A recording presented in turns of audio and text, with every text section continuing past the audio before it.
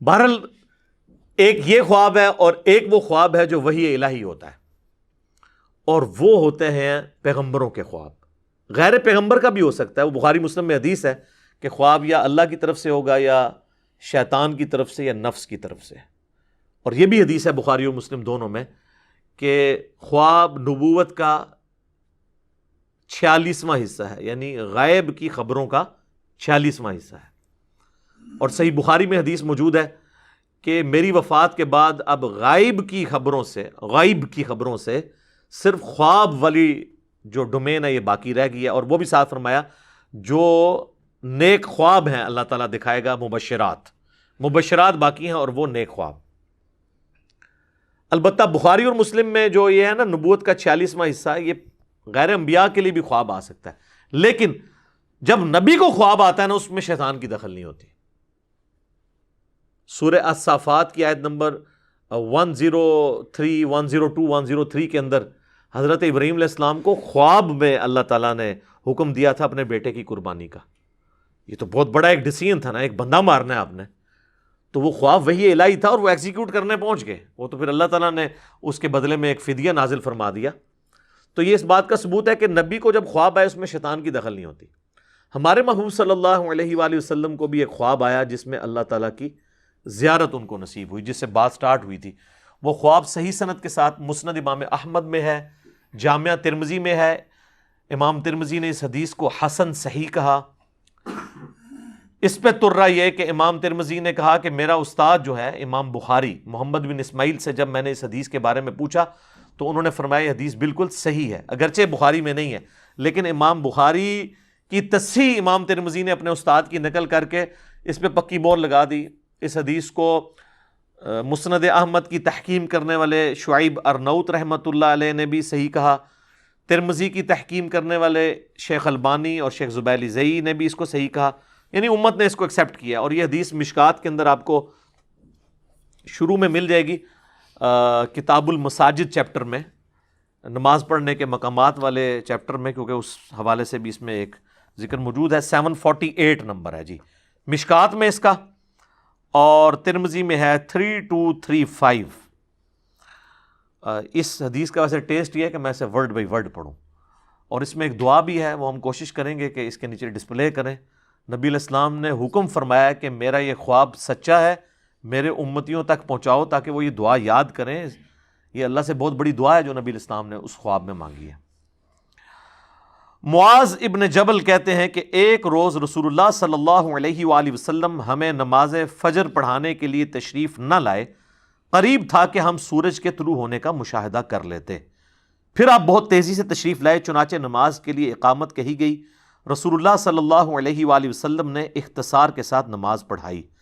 پس جب آپ صلی اللہ علیہ وآلہ وسلم نے سلام پھیرا تو با آواز بلند فرمایا کہ اپنی اپنی جگہوں پر اسی طرح بیٹھے رہو۔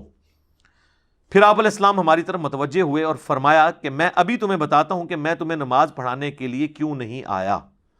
یعنی وہ آپ کی وہ جو نیند تھی وہ غفلت کی وجہ سے نہیں تھی۔ میں رات کو بیدار ہوا، وضو کیا، جس قدر مقدر میں تھا میں نے نماز پڑھی، پھر مجھے اونگ آنے لگی حتیٰ کہ وہ مجھ پر غالب ہو گئی۔ تب میں نے اپنے رب تبارک و تعالی کو بہترین صورت میں دیکھا، خواب میں۔ صلاۃ بر محمد وآل محمد، اللہم صلی علی محمد وعلی آل محمد۔ چنانچہ اس نے فرمایا محمد، میں نے عرض کی میرے رب حاضر ہوں۔ اچھا ایک مسئلہ تو کلیئر ہوا نا، یہ جو آپ کو بعض بریلوی علماء کہتے ہیں نا کہ کبھی اللہ تعالیٰ نے یا محمد نہیں کہا، یا رسول اللہ، یا ایھا المدثر، یا ایھا الرسول، یہ کہا ہے۔ قرآن تک تو یہ بات ٹھیک ہے، لیکن بخاری مسلم میں جو حدیث شفاعت ہے، سب سے پہلے لوگ حضرت آدم کے پاس جائیں گے، پھر باقی انبیاء سے ہوتے ہوئے اینڈ پہ حضور کے پاس آئیں گے، اور نبی علیہ السلام فرماتے ہیں میں سجدے میں گروں گا، وہاں پہ بھی الفاظ ہیں یا محمد اپنا سر اٹھاؤ، یا رسول اللہ نہیں ہے۔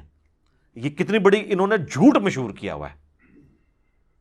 بھائی اللہ اور بندے کا معاملہ ہے، اللہ اور بندے کا کوئی احترام والا رشتہ ہے اس اعتبار سے کہ پروٹوکول دینا ہے؟ بندہ تو بندہ ہے، اللہ اللہ ہے۔ وہ کہتے ہیں نہیں، نبی علیہ السلام کو کبھی اللہ نے بھی نہیں یا محمد کا۔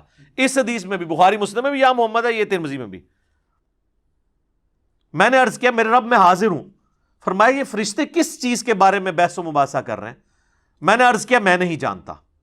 اللہ تعالیٰ نے 3 مرتبہ ایسے ہی فرمایا، یعنی بار بار مجھ سے پوچھا. پھر نبی علیہ السلام فرماتے ہیں کہ میں نے اللہ کو دیکھا کہ اس نے اپنا ہاتھ میرے کندھوں کے درمیان رکھا، حتیٰ کہ میں نے اس کے انگلیوں کی پوروں کی ٹھنڈک اپنے قلب اور سینے میں محسوس کی، اور میرے سامنے ہر چیز واضح ہو گئی. یعنی اب یہ جو اللہ تعالیٰ کے ہاتھ یا انگلیوں کے پورے کا ذکر ہے نا، اس کے لیے ہم یہ تشبیہ بھی نہیں بیان کریں گے. قرآن میں واضح ہے لیس کمثلہ شیء، یہ متشابہات ہے. نہ ہم جہمیہ ہیں کہ ہم ان کی تعویلات کرنا شروع کر دیں، نہ ہم مجسمہ ہیں کہ ہم کوئی اللہ کے لیے جسم مان لیں، نعوذ باللہ.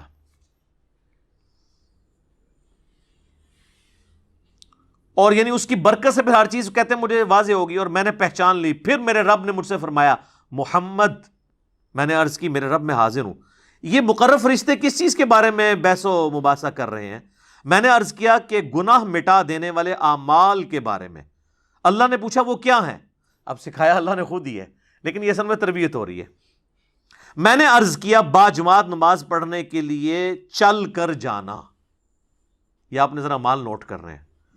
نماز کے بعد مسجد میں ہی بیٹھے رہنا، اور ناگواری کے باوجود اچھی طرح مکمل وضو کرنا. 3 اعمال. پھر وہ کس چیز کے بارے میں بحث کر رہے ہیں؟ میں نے عرض کیا درجات کے بارے میں. فرمایا وہ کیا ہے؟ میں نے عرض کیا کھانا کھلانا، نرمی سے بات کرنا، اور جب لوگ سو رہے ہوں تو نماز تہجد پڑھنا. یہ درجات کی بلندی کا سبب ہے. اور جو پہلے 3 اعمال تھے وہ گناہوں کے مٹانے والے 3 اعمال ہیں. اچھا، آج نبی علیہ السلام فرماتے ہیں کہ اللہ تعالیٰ نے پھر مجھ سے فرمایا کہ اے محمد کچھ مانگنا ہے تو مجھ سے مانگ لو.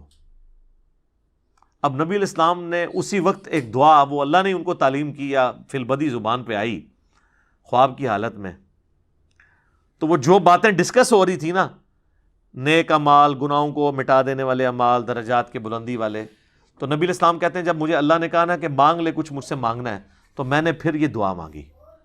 وہ ہے دعا جناب، اللہم انی اسألک فعل الخیرات وترک المنکرات وحب المساکین وان تغفر لی وترحمنی واذا اردت فتنة فی قوم فتوفنی غیر مفتون. اسألک حبک وحب من یحبک وحب عملی یقربنی الی حبک.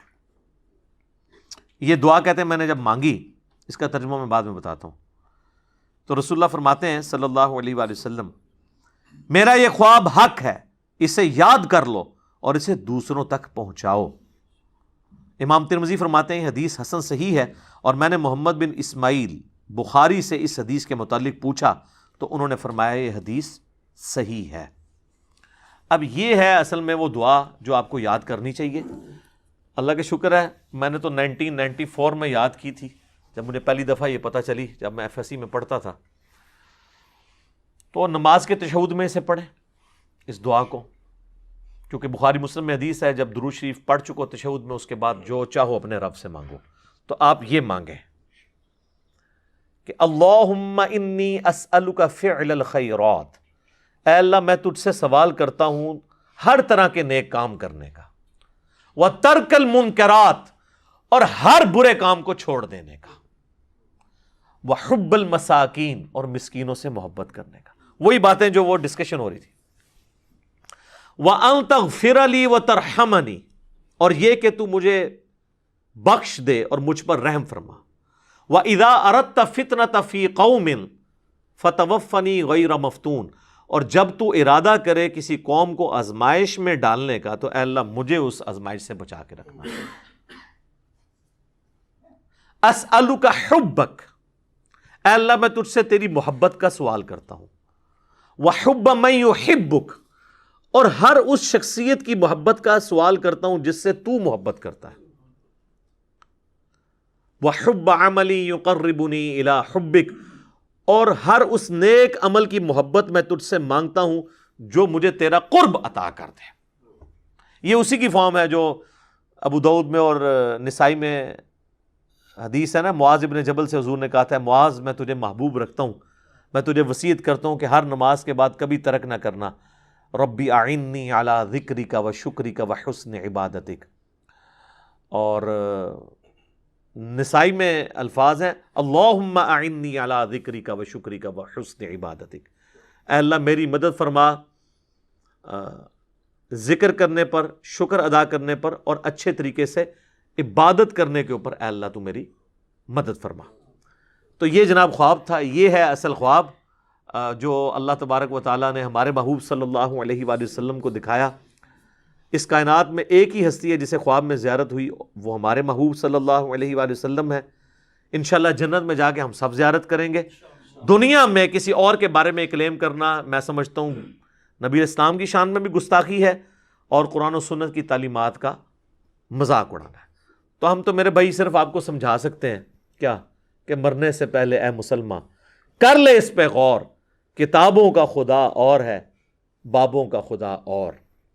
کہنے کو تو دین سب کا اسلام ہے، لیکن کتابوں کا جہاں اور ہے، بابوں کا جہاں اور جب یہ آپ دو سٹیجیں طے کریں گے نا تو آپ کے اندر سے آواز آئے گی کیا کہ نہ میں وہابی نہ میں بابی، میں ہوں مسلم علمی کتابی، نہ میں وہابی ہوں اور نہ میں بابوں کا دفاع کرنے والا بابی ہوں، میں علمی کتابی مسلم ہوں۔ ٹھیک ہو گیا جی؟ اللہ تعالیٰ سے دعا ہے جو حق بات میں نے کہی اللہ تعالیٰ ہمارے دلوں میں راسخ فرمائے، اگر جذبات میں میرے منہ سے کوئی غلط بات نکل گئی تو اللہ تعالیٰ ہمارے دلوں سے اسے دھو ڈالے، ہمیں معاف بھی فرما دے، ہمیں کتاب و سنت کی تعلیمات پر عمل کر کے دوسرے بھائیوں تک پہنچانے کی توفیق عطا فرمائے۔ سبحانک اللہم و بحمدک، اشہد ان لا الہ الا انت، استغفرک و اتوب الیک، وما علینا الا البلاغ المبین۔ جزاکم اللہ خیرا۔